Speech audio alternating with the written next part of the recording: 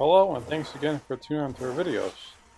Today's project will consist of a 3x12 ceramic tile installation. We're basically doing the front of a tub deck here. A few things I'd like to go over. Anytime you install these subway style tiles, a lot of them nowadays, you know, they're all made out of ceramic for the most part, and they're really thirsty. So what I have my assistant here doing, he's actually taking a sponge, a little bit damp of a sponge, and wiping them down because these are so thirsty. They're like thirsty as a sponge, so they're going to suck the hell out of your thin set prematurely. So give them a little bit of a drink before you set them to make sure they're dust free and good to go. How I'm doing this installation is I have my center of the wall marked. I have a line going vertically. I'm going to start a tile on each side of that line. And how I do a 50% offset is I have a stack of tile there and mark the exact center. So as I stack, I put that line to the center there, and you have your 50% offset, and it stays consistent to the top of the tub deck there. Trowel I'm using here is something that I would say most guys probably even use for this size tile. But this is actually a Euro notch trowel I'm using. That's the style of the notch on it. And a lot of guys use them for large format tile. I personally don't like them on large format unless you notch the tile in the substrate.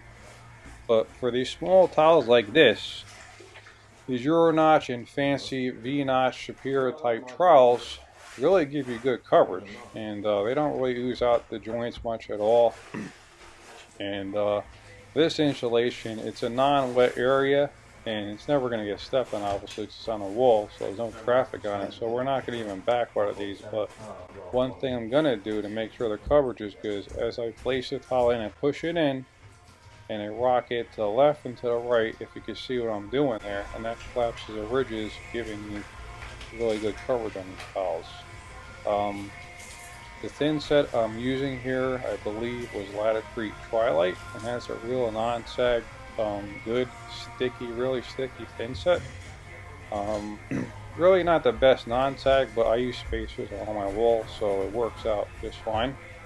And I'm coming off the bathroom floor with a full tile, and I'm using 1/16 horseshoe spacers to give a gap there for expansion to the floor. Now, people might say, well, how do you know your floor is level? How can you come off the floor with a full tile? Well, we checked this floor flatness beforehand. It's actually really close to level, within about a 32nd to 16th at the most. So it's really level. So that's why we're coming off the base with a full tile. And by the time we get to the top, we have about a half a tile. So the layout works just right. And to the left side and the right side, we pre-laid that out too to make sure we have good sized cuts going there. So the rest of the video is really just going to be the install part with a time lapse. As you guys know in my videos, that's how we like to do it. That's about it. We're using a snap cutter to cut them, to the left side and the right side. And one thing I really like to mention when you're not backbuttering tile, you really don't want to get ahead of yourself about how much thin set you're spreading. Usually with most thin sets, you got anywhere from 10 to 20 minutes at the most to cover them before they skin. Now if you think at any point that it's skinned, what you want to do is take the dry part of your finger and touch the thin set. If it sticks to it, it's good, it's live. If it doesn't, what you could do is re-trowel it or back by the tile, and you know it's going to stick. So just make sure you do that when you're doing this type of install and this method. If you have any questions at all, please leave them in the comments or send us a message and we'll get back to you as soon as we can.